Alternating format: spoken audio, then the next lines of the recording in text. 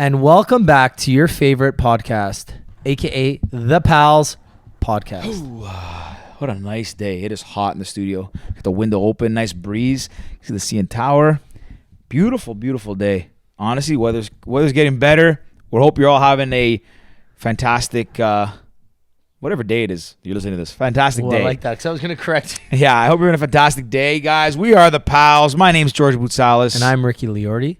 And before we introduce our amazing guest, if you're listening to this, stop everything you're doing. Go and go and subscribe to the Pals Podcast. Leave us a review on all platforms. Make sure you're subscribed. Give us a follow on Instagram at the Pals Podcast. Yeah, please do that. We would really love the support. Thank you to everyone who's listened so far and supported so far. All the new listeners, we love you and prepare to listen to a fantastic episode. Honestly, terrific episode. Ricky, tell them who we had. We had Peter Takis, most notably known as Takis. He's a musician, singer, songwriter from Toronto. Actually, no, I lied. He's not from Toronto. He currently lives in Toronto, but he's from Winnipeg. He's released songs with Tory Lanez called Wait For Me. He's got a new single on the radio with our former pals, Always Never, called This Feeling. He's got a new album coming out this summer called Welcome Home. And just honestly, overall, great dude. He's had a lot of success in the past with some remixes, but now he's focusing on basically collaborating with different types of musicians and bringing them into the EDM and pop world and really creating something different for us, the listeners, to hear. He is awesome. Peter, best of luck, man. You're great. You're a great guy, and you have some great music. So, guys, if you haven't heard Takis, go check him out right now. Not yet. Listen to the episode first, then go listen to him. But yeah. Other than that, guys, let's get it. Well, we got to say thank you to some people first. So let's get into that. We'd like to give a shout out to our presenting sponsor, Cottage Springs. They make some of the greatest vodka waters, vodka sodas out there. Definitely check them out at your local LCBOs. 0 carbs, 0 grams of sugar. We've said it on this podcast numerous times. Some of the best drinks we've had. They just actually released a new raspberry lime vodka water and a new vodka lemonade. So check those out at your local LCBO or check them out online at Cottage Springs. That vodka water, by the way, is in like a 4-liter box or something.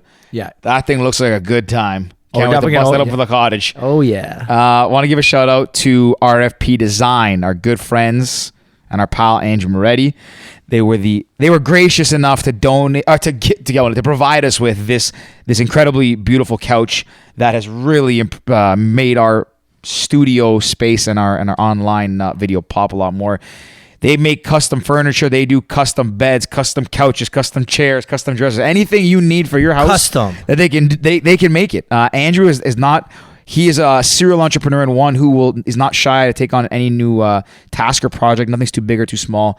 They got to be one of the fastest growing custom furniture manufacturers in Canada. Shout out to them. Shout out to the team over there for making this amazing couch. Shout out to Andrew. Go check them out, guys. www.rfpdesign.com and let them know the pal sent you. And I guess last but certainly not least, give a shout out to Cast, our baby and the newest and hottest social voting platform. Also no social media, but we're trying to get away from that because we're trying to be a little more objective. And what we're trying to do is be the objective assembly of public opinion. How we do so is we remove the friction of participation in online conversations by allowing people to be honest, authentic, unique, objective, and just downright curious. We eliminate the social pressures. We eliminate the influence. We eliminate all of those things that would skew someone's opinion in order to deliver fully objective and transparent results to our users and let them think for themselves. Because at the end of the day, everyone should think for themselves. I think that's about it. Go to joincast.co. to download now. We are in beta, but the app is still fully functional and is up and running. So get on there now to get your usernames and start casting today because it's about to blow up. My pal, LFG. Let's go. Just keep it like even closer, like literally like a fist away. Okay, cool. Beauty. Let's rock it. I'm dressed cool today instead of yesterday when I was looking like a weirdo. This is definitely what cool looks like. Peter looks cool. I don't know about you. Peter does look really cool. I look cool, but slightly warm. I'm like, I was gonna say, I'm like you know, sporty hot. cool. It's a fucking You gotta rock it. Actually, no, George is sporty cool today. The champion mesh shorts. I like it. I guess how many times I changed my shorts before I left, trying to try every outfit look. I was like, I'm very indecisive with my clothing decisions, even though I think I know how to dress. I got a new pair of Nike shorts, and I was like, all right, let me rock these. Man, this couch, I sink so far into the corner. You made the right decision, though. But I anyways, appreciate kinda, this fit. Thank you. I actually have a similar jacket. You rock it a lot better than I do. Are Mine's we- not as are we nice. right? but- Yeah, we're rolling. I told you guys this before, but I want to say it on air. Congratulations on the podcast. Because when I came in here, I'm like, oh, this is a real studio. We're legit. kind of a big deal. And, like, I've been in Toronto for a couple months, and I couldn't avoid, like, you guys were all my friends in the music business. You guys were talking to, and I just kept seeing you guys pop up. So Yeah. you guys are really putting in the work, and I just wanted to say congrats. Thank This is you, man. amazing. Appreciate We it. appreciate that. Well, the feeling is mutual. I was saying to you, I was biking in here. Your new single is a banger. With the boys from Always Never. Shout out Always Never. That was it. What, a month ago? Yeah. Yeah, not But even- I honestly, man, I was listening to it. I think first time I heard this morning. I had it on repeat on the way in here. Thank you. Honestly, so cheers to you. Congratulations. Cheers. I mean, listen, all your songs. Cheers. You're doing something right.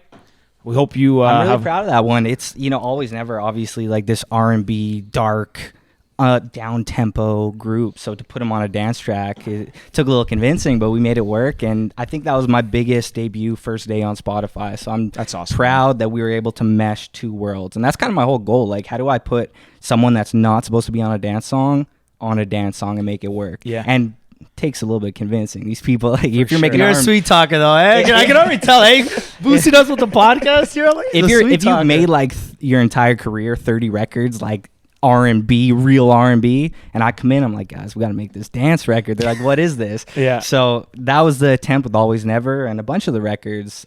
So it's all about like unlikely collaborations. Sometimes they work, sometimes they don't.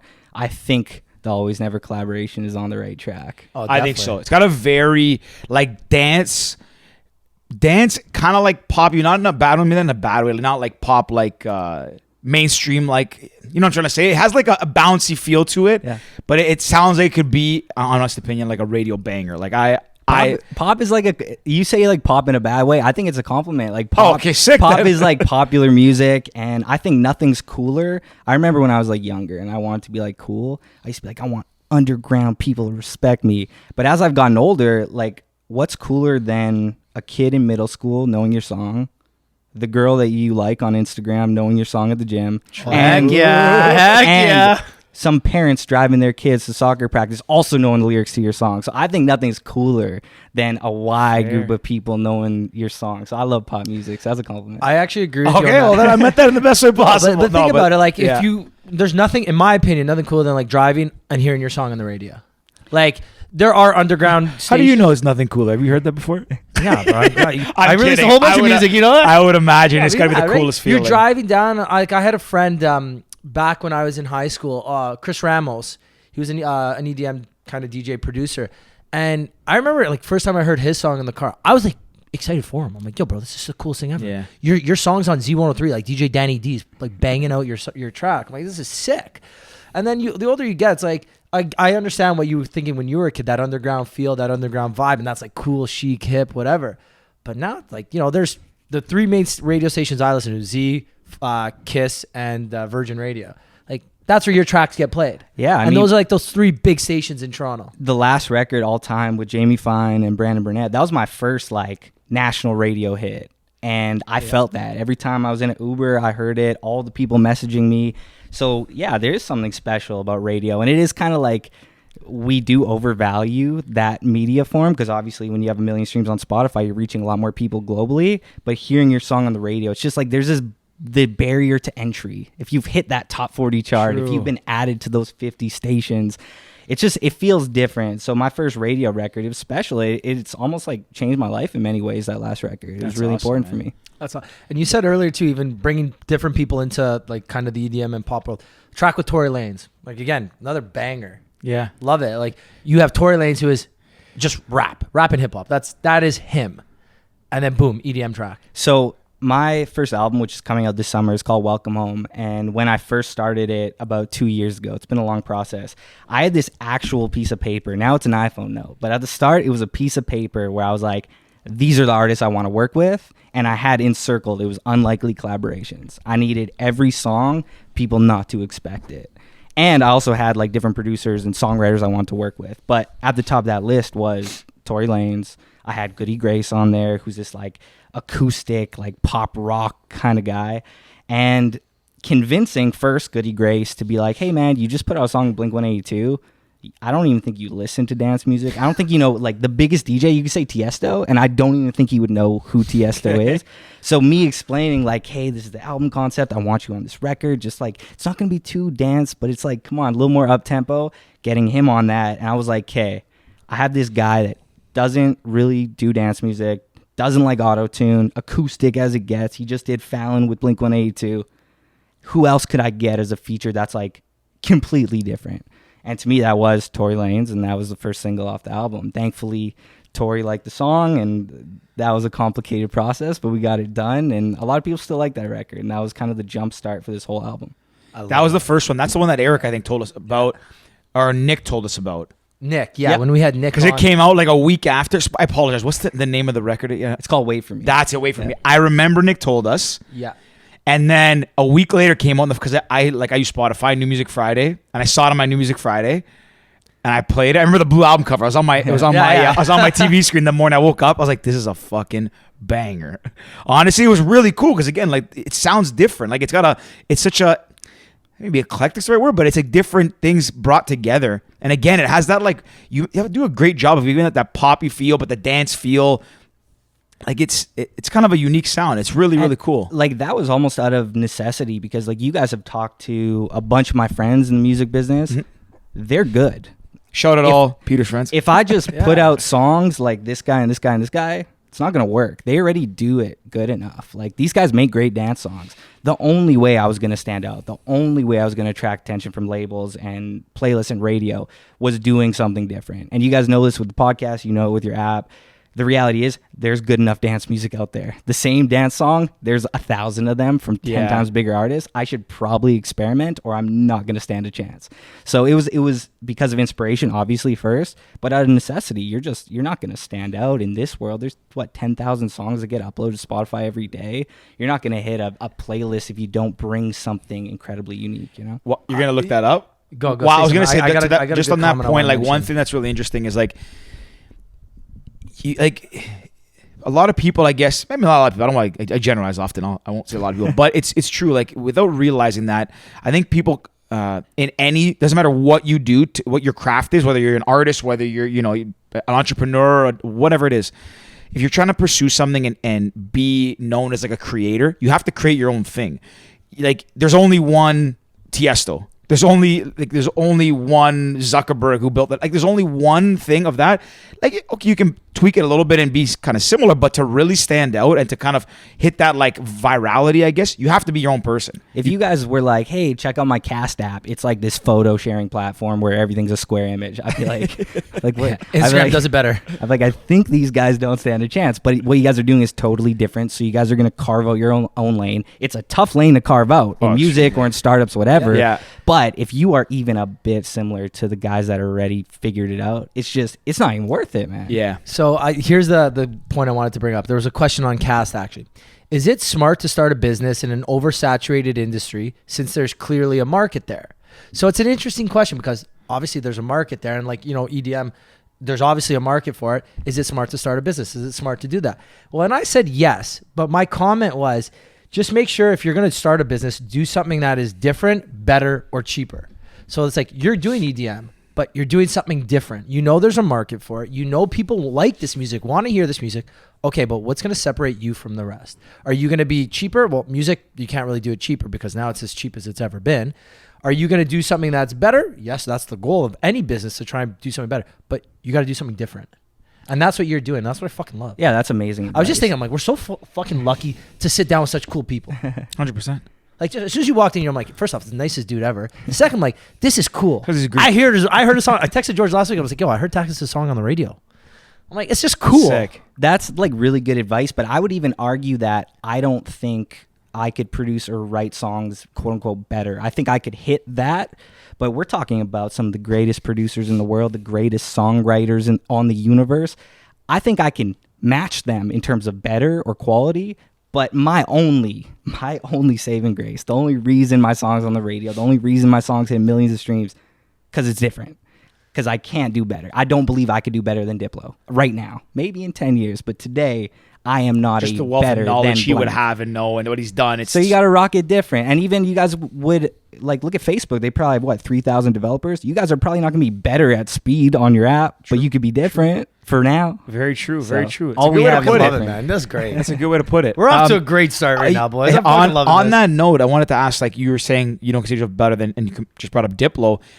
Who are some producers that influenced you, like early career? Who are some you look to now? Are they the same? Have they changed? So I started as an intern at a hip hop radio station in my hometown. So I grew up on hip hop. Sorry, is hip hop big in Winnipeg, Manitoba? Absolutely. You grew up in Winnipeg? I grew up in Winnipeg. The Peg. So The Peg. Do you know, Who came on here and talked shit about Winnipeg? was it Liam Fraser? I don't know. Maybe it was Liam. Shout out to Liam. shout out- He's like, do not go to Winnipeg. No, I got a funny story about Winnipeg. Anyways, sorry. Yeah. So Winnipeg was voted the worst NHL city out of the 32 teams. Players, it was like a unanimous, maybe not unanimous, but it was like 80% of players selected Winnipeg as the worst city to play in. That's tough. That's a tough one. That's Like, a no big- disrespect to Winnipeg. No. Never been there, can't talk shit, but I've heard some stuff.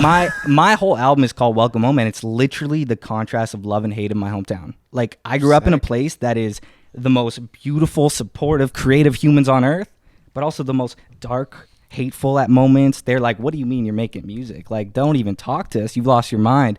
So my whole album is about the early support, then the criticism, then the, hey, this is our guy, then no, he's never going to make it. So Winnipeg is a very complex place. They will love you at moments, but they will bring you down because we didn't have an example. Like you guys have Drake, Bieber, Party Next Door, Weekend, Tory Lanez, Shawn Mendes, like the list goes on. Where I'm from, I didn't even know you could actually be a legitimate artist. I just thought this was a fun thing you did while you worked your job. I didn't even know there was a music industry in Canada. Like literally growing up, you don't even think this is real, which creates like very conflicting emotions. But also, I'm kind of thankful of that mentality because I'm 16, 17 thinking I'm never going to make money in music. I'm never going to get famous off music. So why am I doing this? Because I really love it.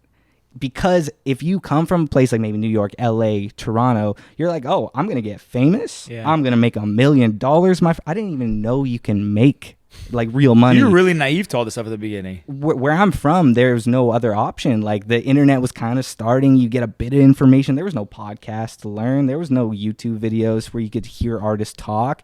So I just had my surroundings, and my surroundings was, what are you doing with your silly hobby? So that's so kind of interesting. the But yeah, if you think framework. 10 years ago, 2010, give or take, you think about there weren't many people making it out of small towns.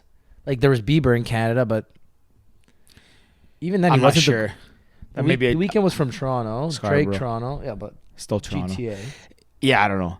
Well, I don't talking know. about Canada, yeah, I'm not sure. There's a lot of Canadian artists. Like, without thinking of too, there's also country artists. Not thinking of all these no, things. I'm thinking right? like in The pop, ones you top listed, 40, yeah, for sure, Especially for for DJs, or like if you're like a hip hop producer. Like Dead Mouse was Toronto. If you're a hip hop producer from Ontario, I know you could throw like a rock and you'll hit someone that's like, oh, I know Tory's blank. I know Party Next Door's engineer. Oh, I saw Drake 10 years ago. Where I'm from, if you even like if you even went to a show, you were like, felt like you were in the music industry. If you opened for someone, you know what I mean? So that created the idea that money wasn't going to be a part of this. So in my foundational years starting this, I was okay being an intern. I was okay never making $1 off this. So that kind of created like more of a purity in Good the for you. thing because it didn't even feel real. it. I don't even like the idea. Like if I thought I was going to make money off this, first of all, you should not get into music if you're trying to make money off it quickly. This is not a get rich quick scheme. Oh no, definitely not. So And that's coming from a guy who has radio hits too. So I'm take that thankful for what for it is. that. Everyone listening to this.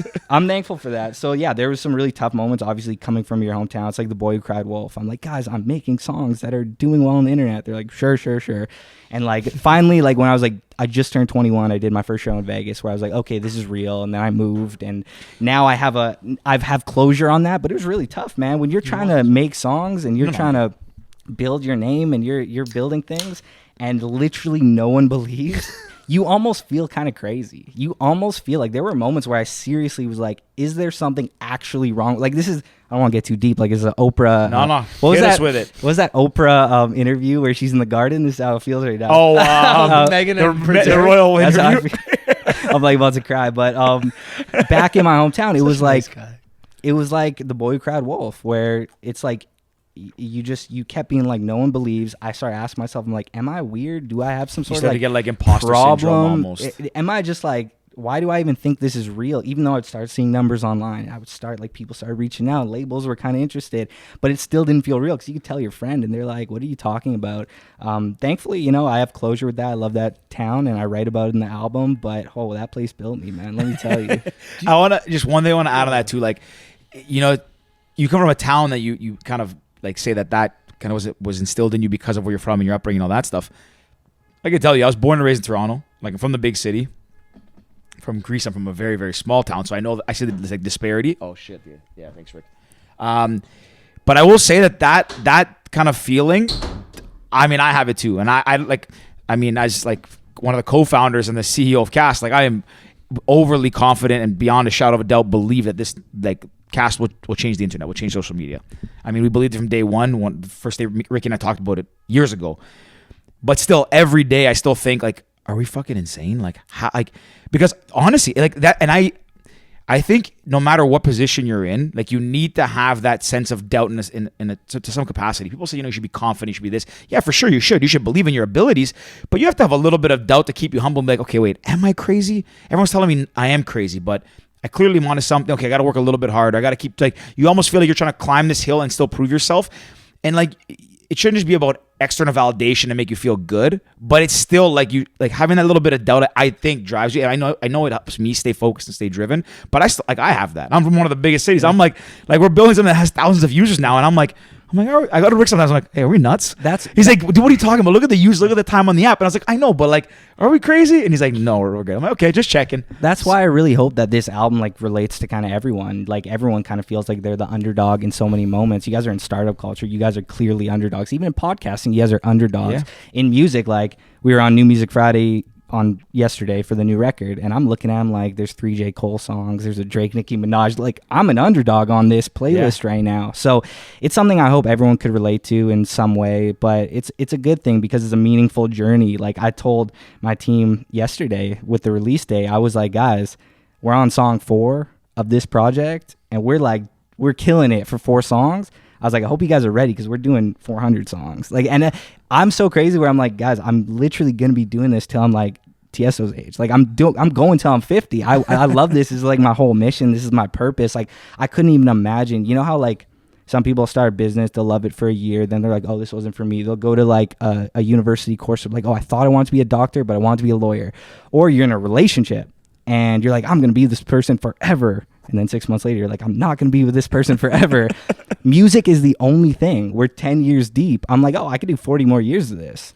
I love that. That's sick, man. Good for you. I love that, man. You knew always you wanted to be in music. It's the only thing that just didn't fade. Don't keep in mind, very stressful at times. I've had some lows in this industry, but I like would be cool being a 50-year-old DJ. Like I'm cool. I got 25 more years in me. we literally talk about this all the time, and there's so many. Yeah, same. There was, for those listening, there was a car alarm outside the studio. That's why we had to close the window. But two things. First, a comment, then a question. And the comment is, so basically, any musician is basically an entrepreneur. If you think about it, right? Like you're starting a business. Your business is, you're not selling a product. You're selling a sound, a voice. You're a creator, I guess. They're all creators. Yeah. So, and in any business, which, you know, any creator is a business, it's all about sales. That's what everything comes down to. That's basically how the world revolves around sales.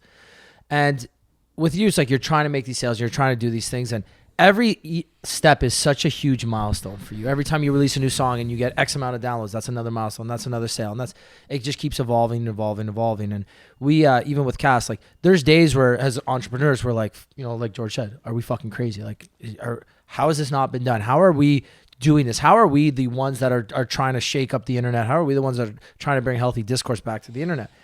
And there's days like this morning where we get an email from a random person that we have no idea who this is, to me, George, and DB, all the co-founders. And it's just like, I love what you guys are doing. This is amazing. Thank you so much for not only am I enjoying voting on things and having fun with it, but also for like my research, for my brand, for my consulting, yada, yada, yada. It's amazing. So there's days where you have the highs, the lows, and then you get stuff like that. And you're like, this is exactly why we do what we do. And as a musician, you probably get those messages from fans being like, I fucking love your shit. All the time. Yeah. And right? like the one thing, like everyone thinks I'm like making this up whenever I do interviews, but let's say I have like 1,000 fans that really care. I think that's like so fresh. I know the goal is like to have like 10 million, whatever, but it's like I have like 1,000 people that they pre-save my song every time. They send me messages. They're like, yo, I like this part of the cover art. Like they dissect things. So like there's a small group of people and I really respect them, and I'm hopefully going to make them proud during this album, man. Even if it's only 1,000 of them and other people have a few million, you know? Yeah, man. Every single person, every single dollar. Like I just checked yesterday, Georgia, on YouTube, we have 480 subscribers. Those are 480 people that care about what me and this idiot have to say on a daily basis. Sometimes I barely care what I have to say. So sometimes I can't even speak. Like there's times where during this podcast I look and I'm like, how did I not say those words? I do my Instagram lives every Wednesday for my cast of the week, Cast Corner, and I literally think about this. I'm like, I do this almost for a living, and I still can't speak. How is this even possible? But there's people that want to listen to us speak each and every week. And back to my question that I did want to ask. Do you think that it's different in Toronto than in Winnipeg in terms of support? Like I feel that in Toronto, everybody wants to support each other because they want to be friends with the next big artist, or they want to be like, oh, I was a fan of him or her. Sorry. I was a fan of them first. I've been on this since day one. Our good friends of ours, Loud Luxury, I feel like they've made it super famous. They've had so many good hits, strong tracks, where it's because they have such a big support system from Toronto. And it's like everyone from Toronto supports, shares, blah, blah, blah, blah, blah. And that's how they've kind of even blown up to these like superstardom. Do you think that it's a difference in Toronto versus Winnipeg? I think there's a underlying skepticism in everyone in Winnipeg because we haven't had that proof. When you do see someone like Loud Luxury, you see Drake, and it's just like, okay, we get this is the new version of that. Oh, Roy Woods, okay, he's like, I kind of get it. He's around Drake. That makes sense. But it's still, there's a skepticism. You really have to prove yourself, and they're very critical until you haven't. And I think the first record with Tory, a lot of people are like, wow, these are some really big features to get for your first record. Okay, we're kind of feeling it. And then the last record, I mean, that song was my top 3 radio stations were Winnipeg, Winnipeg, Winnipeg. Like they're playing it every hour across Canada. So that was a really big moment. So yeah, I mean, there's an underlying skepticism. You need to really prove it, not like kind of prove it. Like you got to prove it for these people. So I mean, that line to enter is just probably a little bit higher there because they're skeptical and they don't have proof. But once you've proved it, like I'm already starting to see it. Like they're like, okay, like this is starting to become a real thing. So you're kind of legit now. You kind of can like, do fine. This might be the last career. 5 years, I know we set your wash, but it's like now we're kind of buying into this. We get it. So. Do you have any like high school friends that randomly hit you up where you're like, oh, now you're jumping on the bandwagon? For sure. But I also don't, like I said, the whole thing, like we didn't have an example, so I don't blame anybody that didn't see the vision. Nice guy. Because I was the only guy. That's a very nice statement to make. It was impossible to see the vision from where we're from. So like I respect it, and one day when things reopen, I'll do a nice show there and hopefully make them proud and just keep putting out good songs. That's dope. George, you ever been to Winnipeg? Never. We're fucking going. Oh, for sure. That show will go 100%. We will that's go no for doubt. that Like that's not even a joke. We'll come and do a podcast. We'll do everything Love there. it. That's Deal. it. I'm Let's do dying it. to go to Winnipeg. Let's do it. Winnipeg Blue Bombers. Heck yeah, let's go. Howdy. Did you start as a DJ or producer? Like what did I started as, I said a radio intern. Then they eventually let me on air. Then they let me in like music meetings to start saying what I thought was like cool in high school. Oh. And then I was a radio DJ. So I was like hip hop DJ, hip hop club. It was strictly hip hop, my high school experience. I went to a festival. A girl brought me to a festival when I was in like, I was probably like 17, 18. And I'm used to like DJing hip hop shows. So there's tension. I know when I'm playing like Party Up into like a big show, like when I'm playing aggressive records, like Ludacris into Party Up, like when I'm playing those records, I feel the tension in the club. That was my experience as this like hip hop DJ. I just thought these rooms are tense. Sometimes there's fights. People are usually angry in the back corner. That's what it is. I loved it. It was hip hop. And then I went to this festival. That's not the hip hop I think about. That's crazy. I think about like hip hop, like, yo, pour some Hennessy. Like, yo, let's party. I love that. I guess the peg's got some tension. There's some tension at the clubs I was playing. I'm having fun. Then I go to a festival because this girl's like, yo, come to this dance music festival. I'm like, how it happens. I'm like, dragged in by a woman, eh? I'm like, I'm listening to J. Cole nonstop. I'm listening to like just hip hop. This is like, what do you mean? I go to this festival and like everyone's like laughing, everyone's smiling, there's people hugging. I'm like, there's no tension here. What's going on? Why haven't I seen one fight? The production's like crazy. They got like lasers. I'm like, oh, I want to be a part of this in some way. So that's when I pivoted when I was like 17, 18, and I was like, how can I try to start playing some of these shows, opening for some of these shows, now maybe making music, remixes, and it's evolved from there. But I started as a hip hop kid, man. What was your first ever track? It was a hip hop record. I used to put out like hip hop mixtapes with local rappers, and they would get like 12 plays on SoundCloud, and they were literally unaudible. They were literally like, I scraped most of them off the internet. I feel like some are like lingering on some YouTube pages, but no, I was like, any local rapper that would like come to the studio, I'd be like, yo, I made this beat, like rap on it, let's just go. No one cared. Everyone thought it was the most ridiculous thing, but it was fun, man, you know. Peter, did you know that George actually has a couple tracks on SoundCloud? I believe that. A couple mashups. I love back it. in my day. So I'll tell a story since George has told it so many times. So when we were at school together, I was a promoter. And we had like me and my buddy Alexander, my partner, we had that Toronto crowd, and you know there's guys that have the London crowd, but our crowd was like that Toronto crowd. So me and George became friends. The first year, George started DJing, so George became our DJ, right? Any party that we threw, George was on. In fourth year, a guy named Matty Samaras from Toronto opened a club in London with Sean Greek Chase guy and a bunch of guys called Cobra London. Well, Cobra, and it was in London.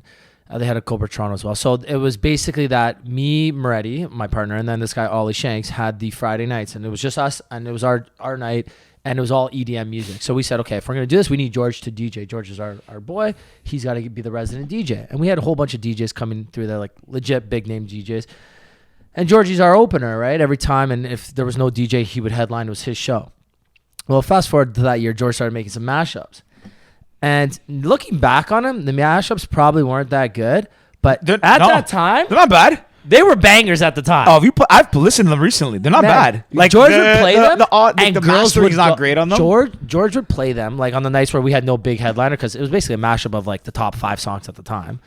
But two songs. It was a bootleg. It wasn't. Anyways. So we'd have like, if George was headlining that night, he would play at like 12:30, clubs packed, and he plays it, and like people are going nuts. It's a good feeling. Literally going nuts. It's a good feeling. And I'm in the DJ booth. I'm like, oh, this idiot's fucking got the people going nuts right now. What the hell's going on? Gotta have an ear for it, man. Gotta know how to find the right songs. But honestly, so I used to obviously DJ, and like I started. That's how I got into it around the time when like house music was like really growing. Like I went to my first time seeing an EDM concert. I saw Deadmau5 play at the Government, and I was like, this is fucking crazy. Like this guy played, like people are listening to this. Like what guy hitting buttons? Like people are watching him. Like it's not a band. So I started coming up through that. Swedish House Mafia was like my shit. Like I remember seeing them, like they would, because around that time they were the mainstream, like really big EDM household name. They were releasing like videos, following them on tours and all that. I was like, this is incredible. Yeah, like I was like, this is the life. Like playing Miami, Ibiza, like all these. So this is crazy. The song Miami to Ibiza. Yeah. And the year before, they started doing it when one came out. The year before Miami to Ibiza, they released one at Miami Music Week. Anyways, there was a whole thing. Where's I going with this? But yeah, so I saw this and I was like, that's when I started to come up. I started to come up into music, and I was like, oh, like you can do this for a living. You can DJ and play shows or whatever. So I used to be like, I played instruments through school. I was like, okay, I can pick this up. It's tempo, whatever. I have an ear for music. Started DJing a little bit. I sucked at the beginning. Fucking sucked. Like when I say I sucked for a while. Like at one point when I had that residency, like at that point I would think I was a pretty good DJ. Good. You were good by that. I knew how to work a crowd. But I also had an ego, so I knew how to work a crowd to be like the headliner. When I had to open for a bigger headliner, I still thought I was the headliner. I remember Max Vangelli. I was literally going to say, this is the story. You obviously know who Max Vangelli is. Of course, I know. I opened for him on a Friday. This is like my 3rd week opening at Cobra. One of the early... They were still spelling his name wrong on the flyers. Yeah, I was so pissed. Like, it was bad. But anyways, like the 3rd week, so I opened for like one other person before that. Tim Mason. Yeah, and like I'd opened previously for like Data Life and some others, but it was a bigger show. This one I was like, oh, I'm the resident. I can do whatever I want. And I'll never forget, I was playing like at like a 128 BPM, some mainstream banger, and Max Vangelli's about to come. He taps me. He's like, hey, you want to bring it down a little bit? Like I'm about to go on. Like you're playing like what I would play. I was like, cool, Max. no. I was like, shit. And I remember, I told Ollie, like I always bring this up with him. Ollie came to me after I came off the decks, and he's like, man, you got to really know how to like work a crowd. Like taking them on a journey, not just hitting them for like an hour and a half with bangers. But anyways, like it was a really good time, and like I really did love doing it. Like I would have loved to pursue a career in it, but I knew where I was going with my career. Like I knew I was going to the business world, into my family's business, but there's times now when I look back and I'm like, fuck, I wish I stuck with it, because I was like in the thick of it. Like I was like coming up when the house was getting big, all these things, and in hindsight, oh, no regrets.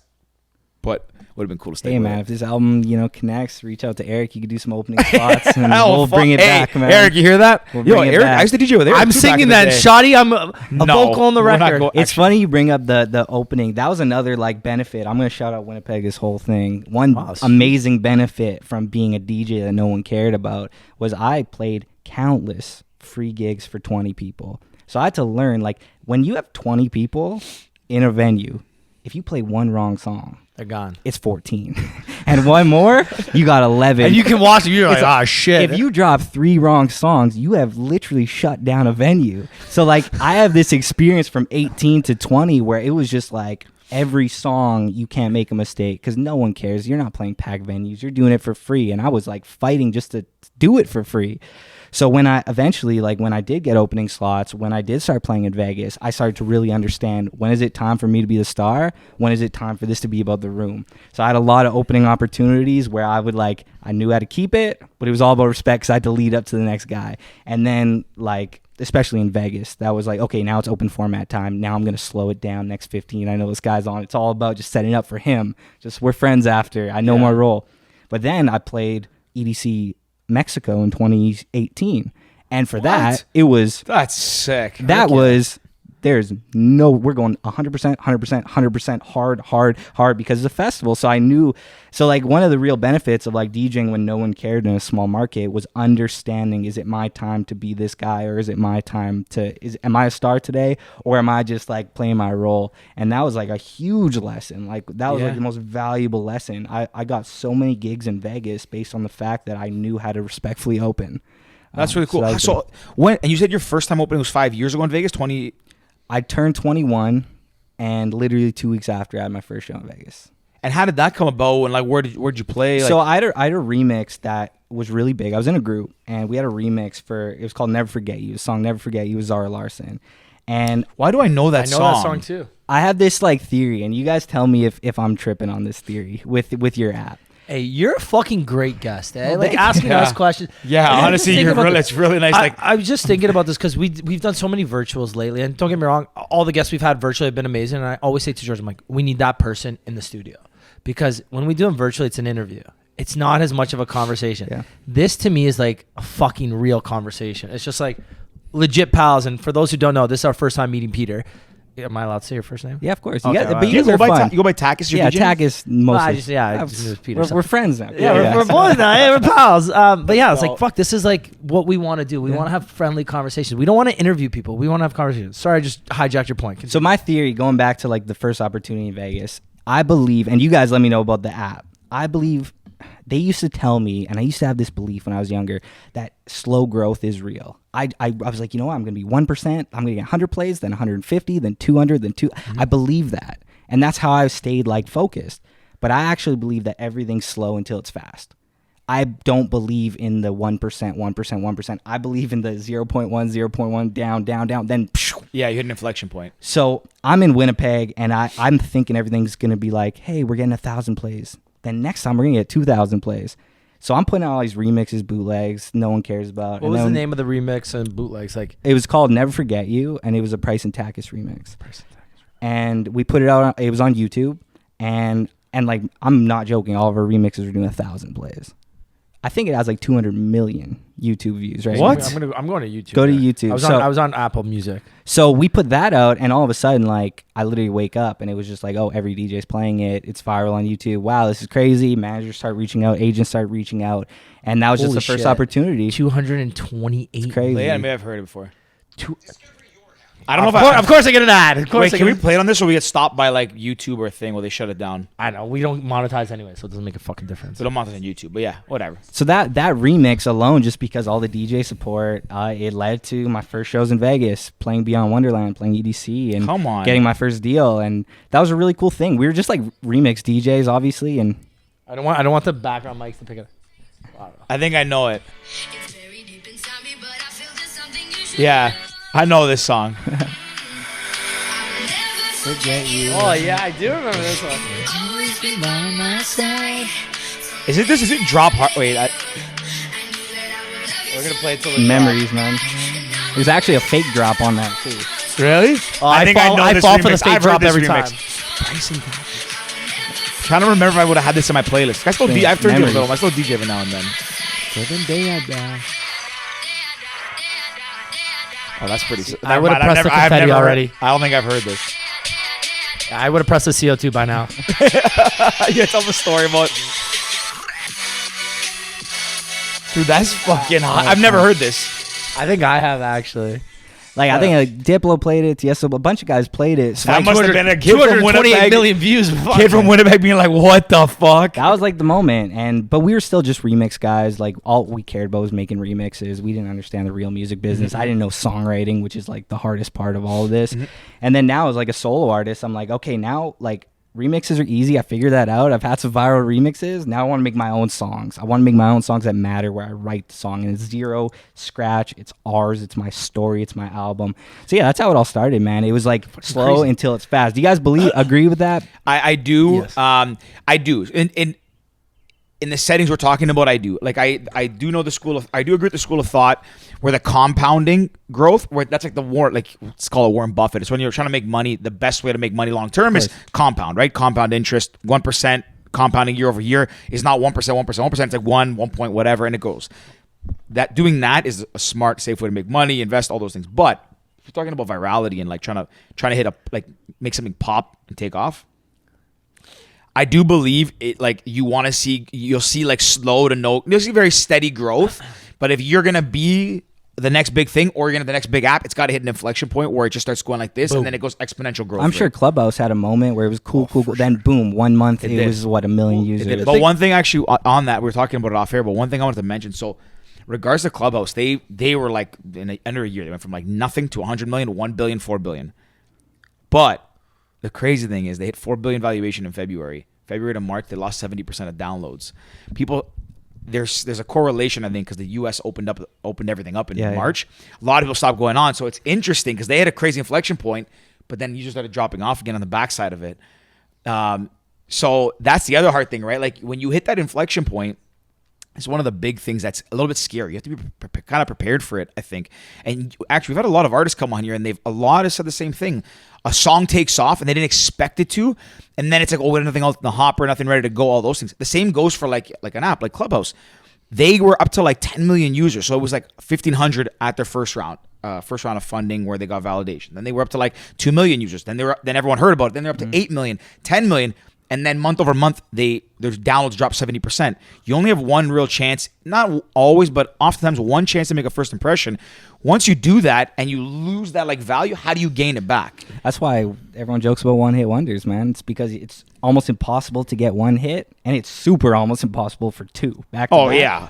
For sure. It's got to be like the odds are like, it's like, again, starting a business. Like it's like the odds, probably even harder than that. Because like, honestly, probably harder because you don't need any money to start like to go and produce. I mean, not necessarily. You need the gear and equipment and all that stuff and the technical ability. But like, I'm sure a lot of people pump out. There's probably more music pumped out on a daily basis than companies started in the world, I would guess. For sure. Definitely. So to have a hit, something that people are like, wow, this makes me feel good or happy, has got to be, I don't even know how damn hard that is. But to have two, like, fuck, it's crazy. But even that idea, it's like once you hit that inflection point, okay, what's next? Are you going to drop off and be a one-hit wonder, or do you have something to follow up? And we talked about Loud Luxury, so we can use that example. It's like when they had Fill Me In with Ryan Shepherd, and we had Ryan Shepherd on this podcast a couple times. Ryan Shepherd admitted, he goes, after Fill Me In, he's like, I wasn't expecting it to be a massive hit. I had nothing to follow it up with. And it's like, he had this, big success. Tiesto's playing it, then drops off a little bit. Whereas Loud Luxury released Body 6 months, a year later, and boom. Now they're massive, right? Yeah, and a lot of it just comes with experience and age. Because when that happened, I was 20 years old from a town that I didn't have a mentor, and I was just like thrown in the biz. Now I'm 26. I have an amazing team around me that has more experience than me. I have mentors around me. I get it. So when things go well, we have a big radio record. We get big playlists. I'm like, okay, we can take a deep breath. Oh, Tory gets cleared. Oh, he's down to do a song. Okay, take a deep breath. We got a long journey. So like a lot of his maturity. And on that note, we talked about Loud Luxury a lot. Those guys deserve even more credit than they're getting for what they've done. Yeah. That truly, I believe that. Funny fact, good guys, really. And the one thing I mean, I can't speak to it much on the techno side. Maybe it's what like, if that's what you're referring to as well. I used to play with Joe back in the day when I used to open. And I don't mean this disrespectfully at all. I know Joe's not listening, but Joe played before me when I used to DJ. And I'm not saying that's because I was better than him by any means, but like he was the one that like would play the shows when it was Ricky's show. We'd play together. Like we'd alternate sometimes back and forth. Like I'd go open before him, whatever. But a lot of times I would get lucky because I knew some more people, so I'd get to play kind of the more prime slots. The connections, yeah. Yeah. But Joe, like, good on him, man. Stuck with it. And I will tell you, like, we always say this.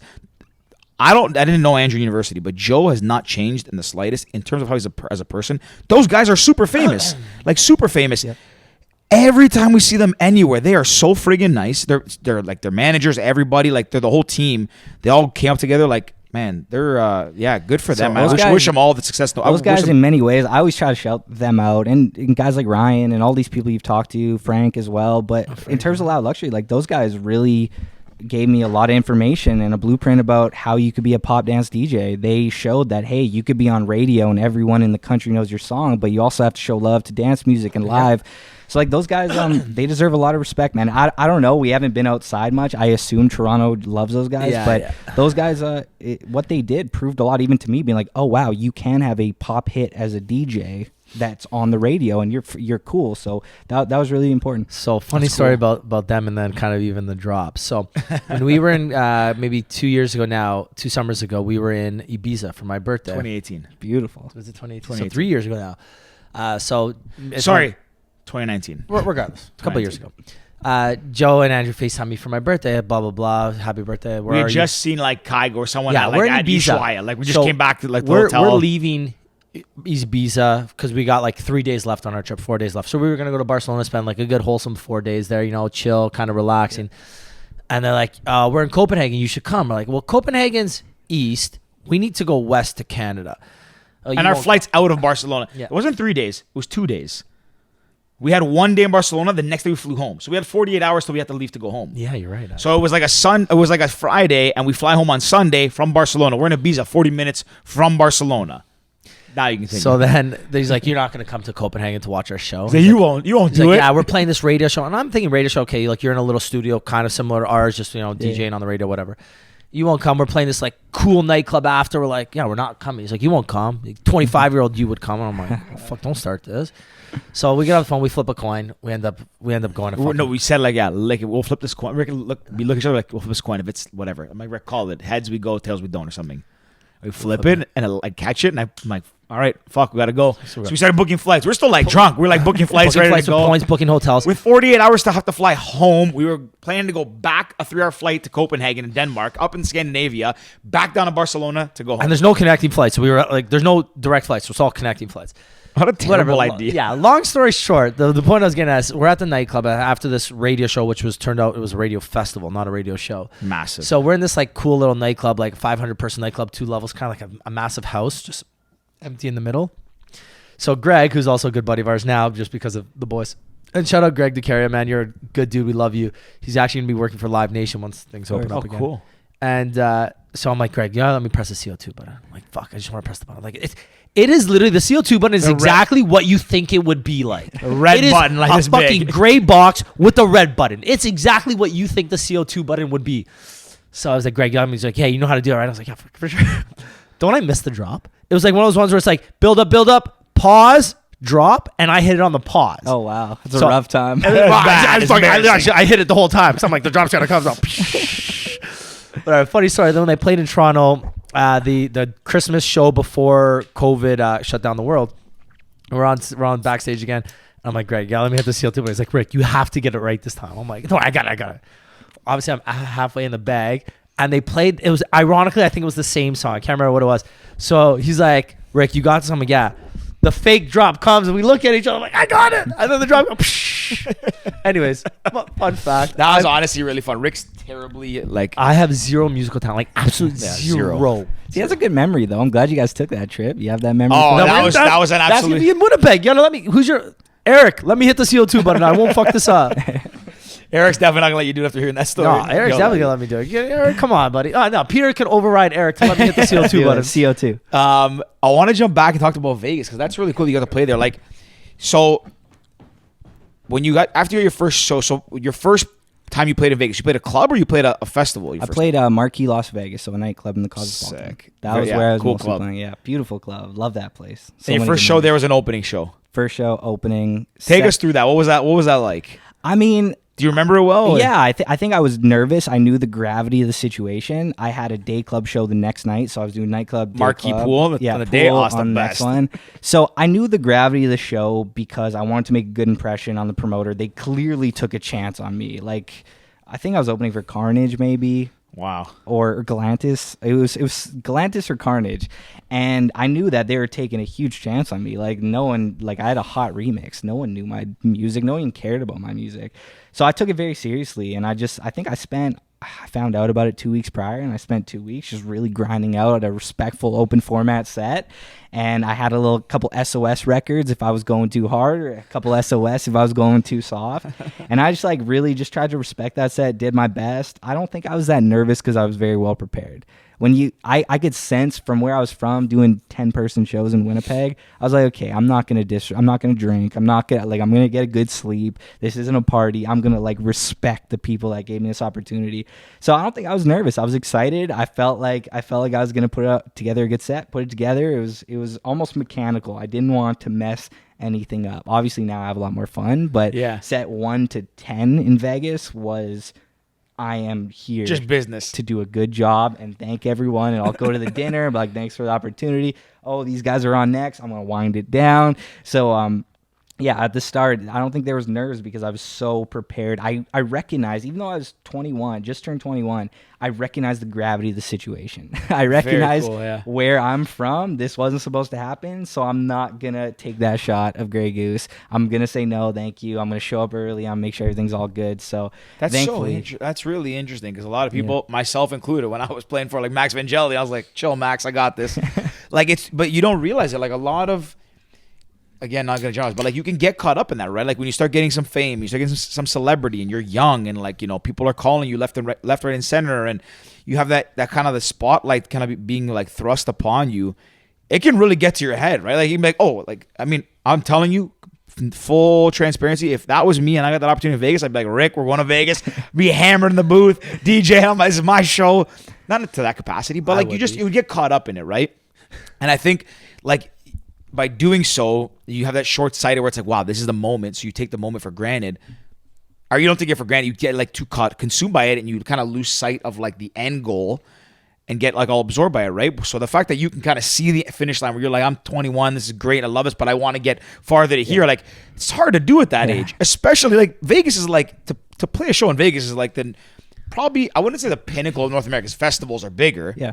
But like as a residency, where else, like Miami maybe have to have a residency, but like Vegas is like, to me, if you're playing a headlining set in Vegas, you've hit the pinnacle of what nightlife that's what I would say. Whether it's the guaranteed crowds, several thousand, the production quality, even how competitive it is. Like to be an opener, there are huge names that open in Vegas. They're like big names, guys with hit records that are openers in Vegas. That's how big that market is. Yeah. I just recognize the gravity. I tried to respect it. I thank the promoter. I thank the people for giving me an opportunity. Pull the mic adjusted a little bit so it's like tilted more. Yeah, there we go. Good, right there. There we go. We're good? Beauty. Yeah, I just saw it there. Perfect. Good. Sorry, but yeah, that's good for you for like. I think it was also, once again, from where I'm from, I always thought, I was like, yo, wait, I'm allowed to play in this venue. You're going to let me open for these legendary DJs. I'm going to practice for the next 2 weeks. I'm going to make sure this set is flawless. You're not going to hear a single error. I'm going to know when I got to wind it down. I'm going to thank the headliner. So That's it was just I recognized the gravity of it. And I did for the majority of that run with that whole remix wave we had. I just like, I told you guys before, I barely drank. I just like, I do have fun and I loosen up now as I have more experience with, I kind of recognize the crowd and I have to be a part of their wave party wise. But it's like, yo, man, I recognize I don't have a global hit. I might have a Canadian hit right now, but I don't have a global hit. I don't deserve to be on this stage. So I'm going to respect this stage. Maybe if I have a global hit, I start getting gassed up. I don't know. But for right now, I'm very self-aware with where I'm at, and I'm going to respect every stage that I get. Good for you, man. I love that, man. It's really hard to have humility in anything, and like honestly, man. Hey, respect. man, this next record starts speeding up, and I start unfollowing people. The pals are going to catch it on hey, Peter, you want to come back on? Sorry, guys, call my agent. We'll talk in a year.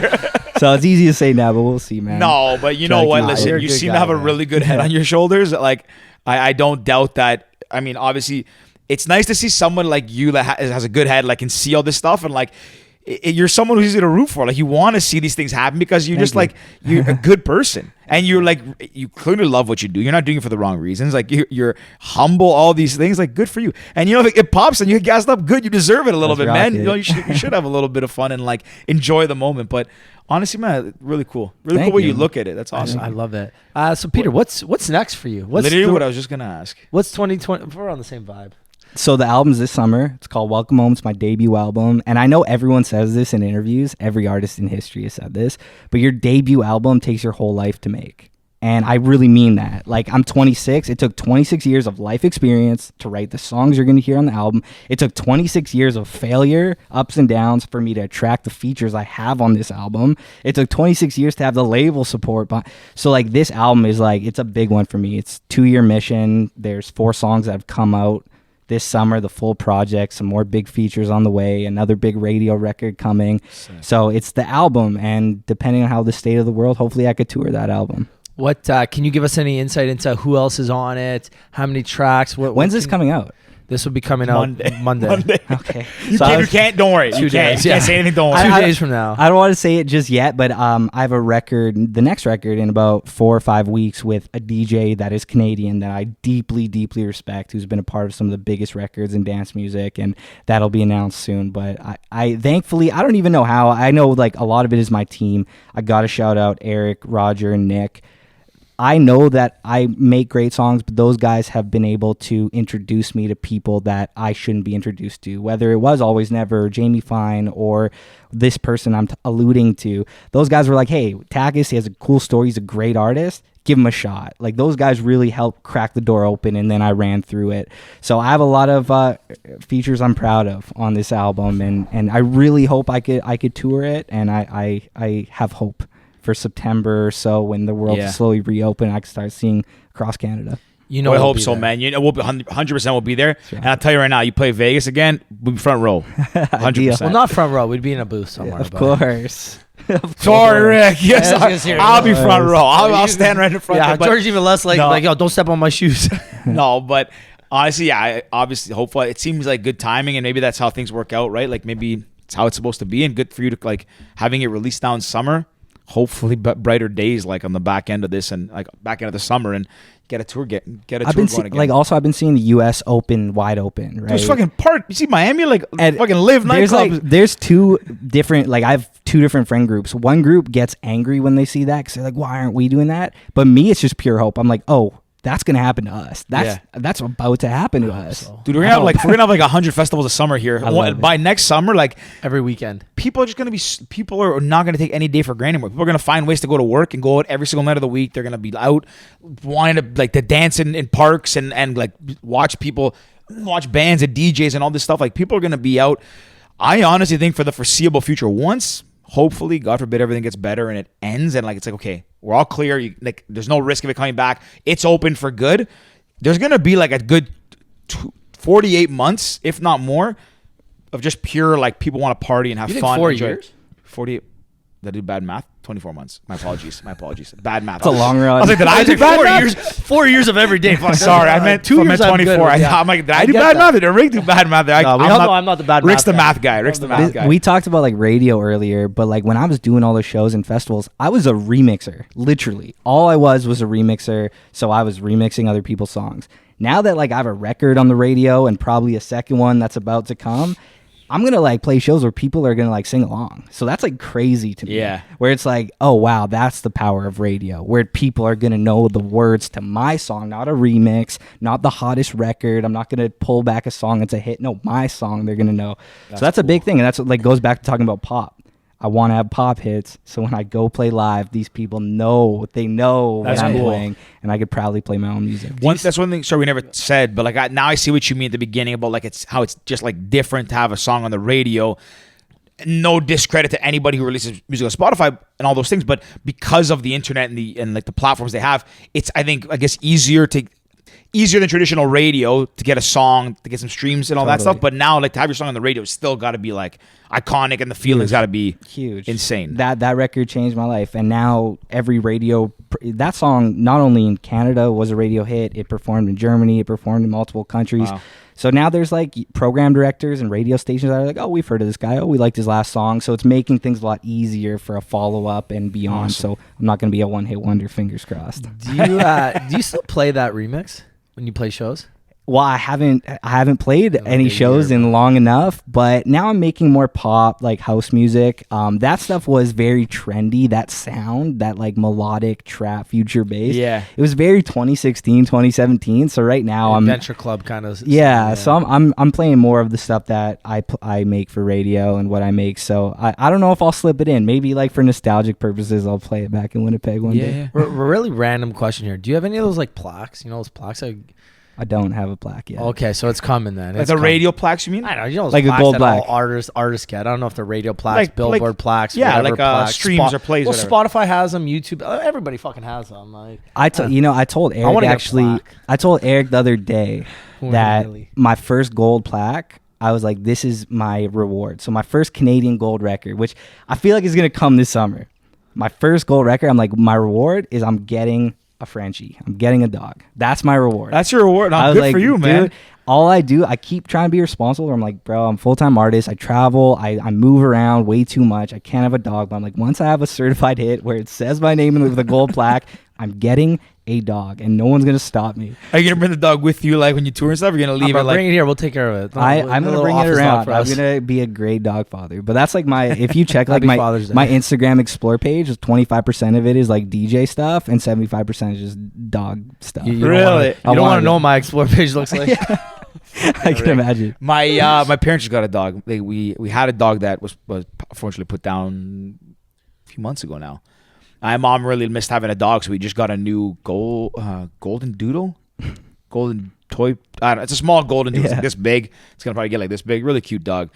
But for me, I've had a dog before. I will like now. I cannot get one now. I'm not responsible. I like the idea of one, but it's a big commitment. I'm like, the same way. It's a sign to me that my life's getting more stable. Like I'm on the come up Okay. right now where like if I have a hit, I'm like, okay, I'm in the game. I can take a deep breath right now. I Yeah. can get a dog. That's like my mark Okay. right there. Fair. So Yeah, I that's think my mental. When I get a serious relationship and I move in with someone, that's when I'm gonna get a dog. That's what I would good. do. Yeah, because then it's two people taking care of it Yeah, it's hard with instead of yourself. just me.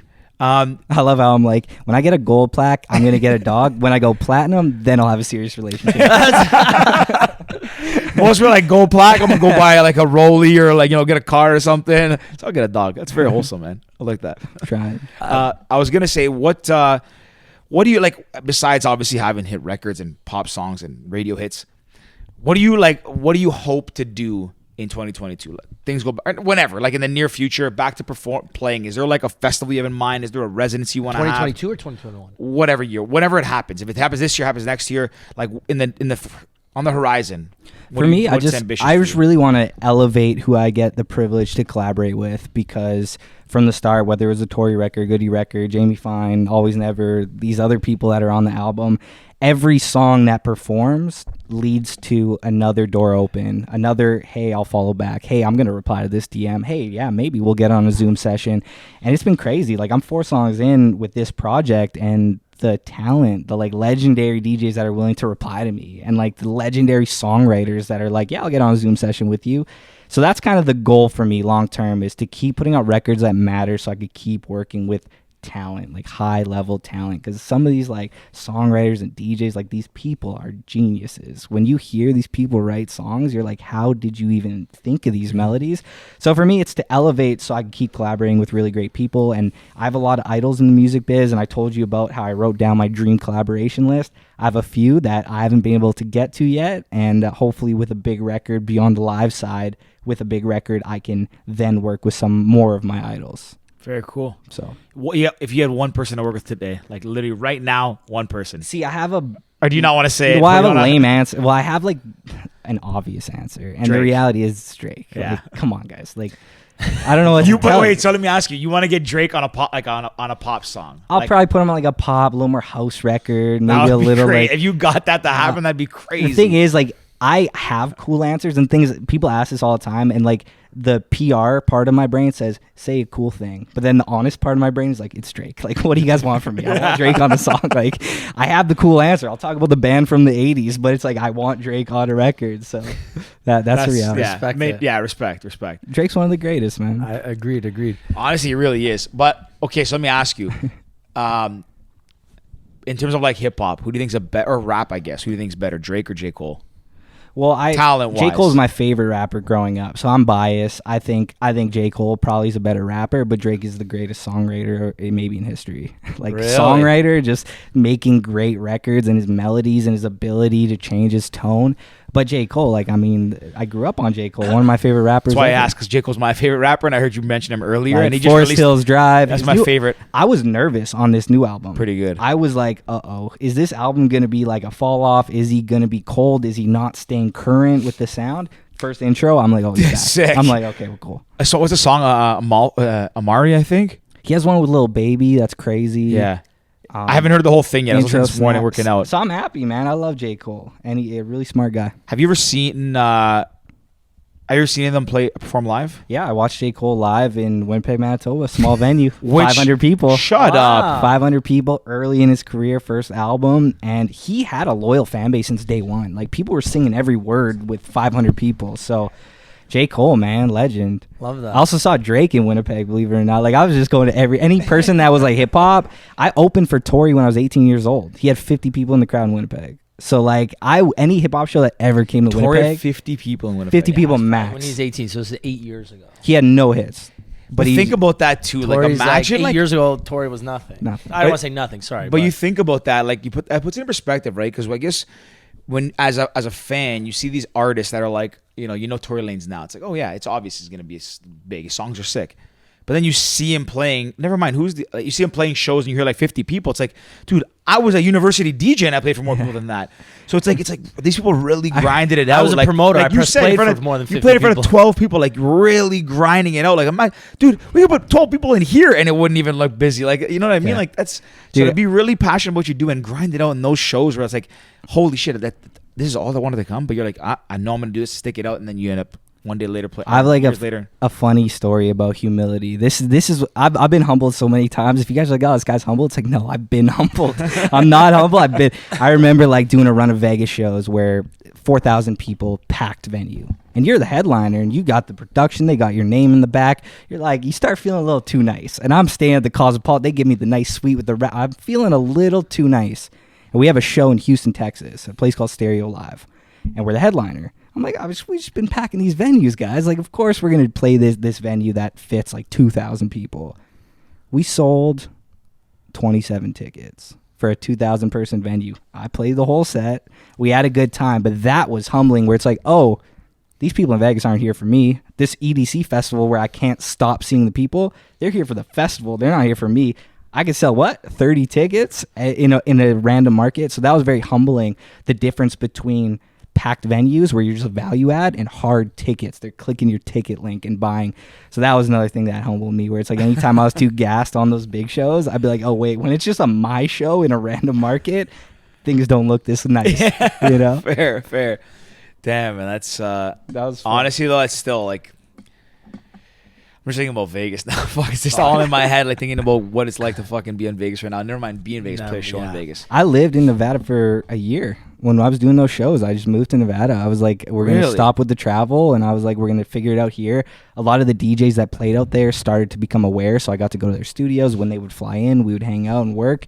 And I just have like a soft spot for Nevada and Vegas. Oh, I got a soft spot too It's just for like, Vegas. it's a beautiful place. I think I man. could live in Vegas. Like It's a I could live in beautiful Nevada, place. like not the Strip, but like I could live. I was like 5 minutes off the Strip. It was quiet, nice little neighborhood. And whenever I wanted to go to the chaos, 5-minute Uber, I'm there. I love that place. And obviously LA is probably the next move, but I always think Vegas is where I feel at peace. I love that Yeah, place. we gotta It's the get out of best. Toronto. Honestly, I love really like. I've gone a few times. We've probably gone the same amount because there's a couple times you went, I didn't go, and vice versa. I've been to Vegas probably 6 times. I think I was gonna say 6 was- for me around that range. I was thinking about this, why I love Vegas so much. I think So like, Vegas- this is my theory. If you go to a show, that's like an escapism, right? I'm going to a show, let's say in Toronto, I'm going to Rebel. I'm going to escape from my problems and enjoy the show for 4 hours. That's what makes shows so magical. You're not worrying about your stress at home. You're escaping through this music. Vegas, same thing, but you're also escaping your entire trip. As soon as you land, you're in 4 days of that's nothing. why people are on a different energy. They're like, yo, I'm not they're just chilling. They're like, I'm not worrying about my problems for these next 4 days. And people are just happier. How bad do you want to go to Vegas right now? When you put a drink Bad. in my hand, I escape all my problems. No, but it's I true. agree, I don't know. This thing about it, I love all aspects of it. I love the party side. I love the food side, the shows. When I say shows, the Cirque du Soleil and all that. that kind of shit. Even just walking the strip, I literally some days, I've gone for work trips. I've gone with buddies. I've gone for birthday. I've done my birthday party there before. I've done we've done every kind of trip you can do. I've gone with my siblings. I've done wholesome, everything. It's honestly the funnest place. And okay, usually by the end of it, I'm like, get me the hell out of here, because it does become a lot. 4-day trip, yeah. But it's cool because it's different things to everybody, and it really does have something for everyone. And yeah, when you get there, it's almost like you're in honestly adult Disneyland. You're just you don't have to really worry about anything. You're there, you can do whatever you want.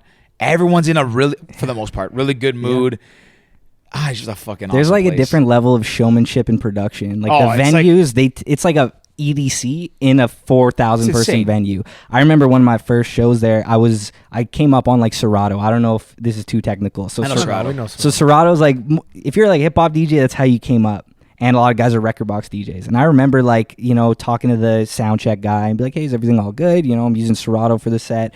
And they literally, the opener ended and they literally just picked up the entire CDJ, just moved it, and my setup they just inserted. And I was like, oh, the production here is different to these people. They didn't even just plug. No, plug they stuff in. had It's a two whole different decks, and they're literally yeah, we're not Come even on. taking chances, we're just moving it. And I was like, oh, the production here is different. And then you see you play your first song drop and all the production. I was like, oh, this is a festival in a beach club. 4,000, yeah. It's That's insane. I love that place. What do you like better? I guess last one here. What do you like better, the playing in the club or the day parties?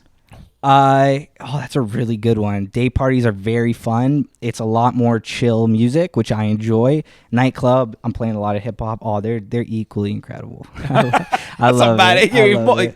Fair answer, I guess. George, what do you like? Oh, day party. Day parties there. Encore Beach Club is my favorite. One of my favorite places to hang out in the daytime. Hang out? No, honestly, I've gone there before and not gotten crazy drunk and just sat at the poker tables or the blackjack tables in the back and drank. Usually we drink quite a bit. Encore Beach Club is one of the funnest day parties in the world, I think. I would probably agree with you on that. Yeah. Because even I was thinking about in my head, when I said that, I was like, oh, Mykonos. But there's not many, I don't think of many day parties in Mykonos. Scorpio, Charlemagne, those are sunset parties. Those aren't day parties. What? In Ushuaia is a night, but a sunset party. Sunset party. People always want me to say what's your favorite set? They always want me to say EDC, Main Stage Mexico, and I You always played main stage. Main Stage EDC Mexico. Really cool Holy moment. shit! That moment, everyone wants me to say it was my favorite, but it's always in the back of my head. If I know I'm talking a super EDM person, I'm like, oh, it's EDC, of course. But in the back of my head, I'm like, yo, I love Vegas. Everything about it. It's just those are my favorite SLS memories. Miami is a good one too. Day party. True. SLS Miami was. That's Hyde or no SLS? We went to Hyde. Unless you went talking about a different trip, but the time we went in New Year's was Hyde. No, so I'm not talking about New Okay. Year's. I'm talking about the time I went with Paulo a few years ago. Okay, But I feel fair. like it was the same No. party. No, you're right. 'Cause I You saw said some it was some random jungle DJ. thing you were at or something. Yeah, that was a I remember sick that. one too.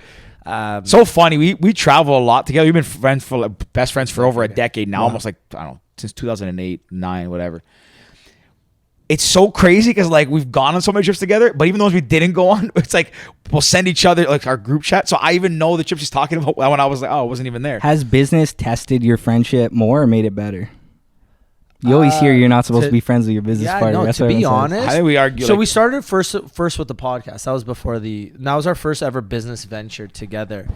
And at maybe the first couple months, we'd get into a couple small little arguments or disagreements. But we always we have personalities where we're both very strong personalities, both alpha. So we normally crash. But no, I think business has made us closer because we see each other literally 5 days a week, Yeah. And then even in general, there's times where we can put our differences aside and say, okay, what's best for the business? You know, and we kind of have a good split right now where it's like I handle more of the podcast, he handles more of the app. So we kind of say, okay, the app, this is your lead on it, podcast more my lead.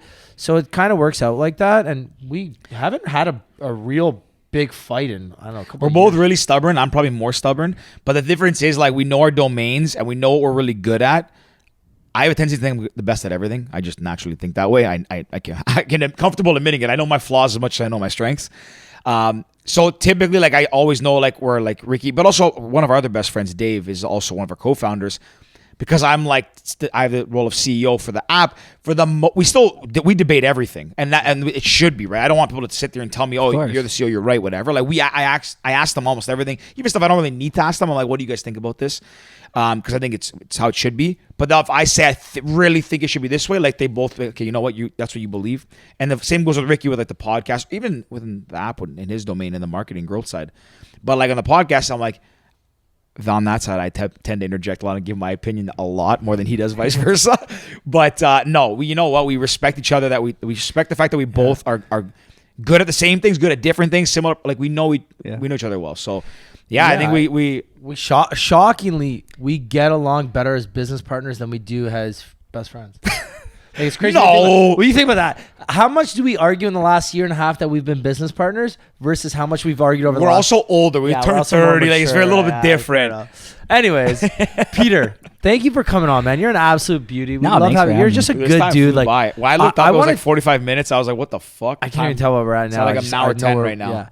Yeah. But you're just someone that we want to cheer for. Like, sitting down with you, we knew this was going to be fun, but you're someone that I just generally, like, I think I speak for George too. We want to see you succeed. 100%. We are going to be some of your cheerleaders moving forward. We will make sure that we are at every show once shows do come back, because your first show in Vegas, I promise. I'm 100% I'll be there. First show back. For sure. Yeah, you guys promised to come to Vegas and Winnipeg, the two polar opposite locations. Deal, 100%. Hopefully you play like a show back to back. We'll fly there with you and then fly over. We'll make it a weekend. Take the PJ. I love it. Peter, we got 2 questions. I keep saying Peter, but anyways. We have 2 questions we always ask every guest. This is kind of a wrap up. So the first, if there was a movie about your life, who would you want to star as you? Oh, I'm so bad. I barely watch movies. This is a lame answer, man. I don't know very many actors like that. I have to ask you guys, who would play me? Oh, fuck. No one's Ryan Reynolds, hands down. I like that. I could see that. Yeah, that's a good answer. Like, Ryan Reynolds is just a good dude. I want to cheer for him. Like, you know, has that kind of high energy. Like where you're dressed right now, I can kind of see it too. Ryan Reynolds. Yeah, Ryan Gosling too. Fuck it. I just watched Ryan Reynolds Deadpool. I watched Deadpool last night. Good movie. Ryan Reynolds is Canadian too. So see, you guys should have just answered the questions. Just judge. You're the first. I always think there's in a my lot of head. firsts. I always You've think in asked my us a head. lot of first like questions we've never been asked before. I always think about as I ask it, I always think in my head, and usually as soon as the person sits down, I have an idea who I want to say, but. Just judging a book by its cover already, eh? No, because then it changes sometimes. But I'm just thinking, if this guy was in the movie, or if this girl. Fair. Like, I would see that Ryan Reynolds is good. Like, George, if you a young Russell Crowe, that's who I'd have to play you. Me, really? A young Russell Crowe. Honestly, I hate saying this to you, but honestly, I'd say Bradley Cooper to you. Even though I fucking hate it because I know you like that answer. Fucking Rick loves that. But I honestly, especially with the haircut now, looking fresh. You know what would have been a good philosophical question that would make me sound smart? If I was like, the movie's not finished, guys. We're just starting. We'll find out in 30 years. That would have been cool. That But would have been a good instead, I answer just to blow asked our you mind. That would have been like, it's okay. do it, man. We'll count that. It's okay. Count We that still one. got. We got the last question here. If you could give one piece of advice to your younger self, what would it be? Remain patient. This is going to be a long, long journey. This is not a get rich quick. This is not a high, immediately hit record type of business. Is this something you want to do for the next 30 years? If that answer is yes, which it was, which I've asked myself, then do it. You really, really need to do this, because I don't even know if you should do stuff because you just like it. I literally think it needs to feel like it's the only thing you can do. Like, this is like music. Every day I wake up, every night I go to bed, I'm thinking about the next song, or how to improve the next song, or how to improve the next visuals, or what our plan's going to be for touring. And it's just like, it just, I don't even know if that's advice. It's just, you need to be self-aware of what is something you can't stop thinking about for 10 fucking years. Sorry about swearing. It's okay. Oh, you're good. 10 straight years. If you still think about that thing every morning, and when you get the calls from your management in the morning, your label says something you didn't like them to say, but you're still like, hey, this is a part of the journey. I'm rocking with this. So I don't know if it's advice. I think it's just meditating on what has stuck with you from high school to your adulthood? What keeps haunting you? What do you keep thinking of? And for me, it's been trying to make great songs. I absolutely love that. Dude, I love it, man. You're great. Dude, honestly, we were like, yeah, Ricky said it already, but Tech, I wish you the best of luck with your career and everything. And obviously, you're welcome on the podcast anytime. Thank you, It's guys. been a lot of fun. I feel like we could have talked a lot more about a lot of things. Well, that's the best part. We can always do round Like two. I told you Yeah. guys, this is a beautiful setup. I'm proud of what you guys are building. I got to shout out Eric and Nick because they told me that I should come on this podcast, and you guys were great guys. So Shout out to Eric and Nick. Shout out to Nick was one of our first guests. He was in the old He's the studio, and we best. had my little like loft. Not even a studio. It was a home. It was my den in my condo in the little loft. But yeah, Takis, rocket. pleasure, buddy. It's, Before we wrap up, if people want to find out more about you, your music, the album, where can they go? How can they find Yeah, you? you can check out any streaming platform. Takis, Takis. Easy. That's it. Love it. Guys, if you made it all the way to the end of this episode, we appreciate you. Thank you so much for tuning in. Please don't forget to subscribe, like, review, give everybody here a follow. We'd really appreciate that. I forgot to mention how great these beverages have been. Oh, shout out our sponsors. Big shout out to Cottage. Cottage Springs. We love you guys. You know we love them. If you haven't already picked up a box of the mixed 8-pack or the new raspberry lemonade, Fire. it is fire. Me and George have already crushed a couple, as you can see behind on the table. There's some open ones there, and we got a full fridge loaded of them. So thank you again, and signing off till next time. Cheers, pals. go stream Takis. Peace.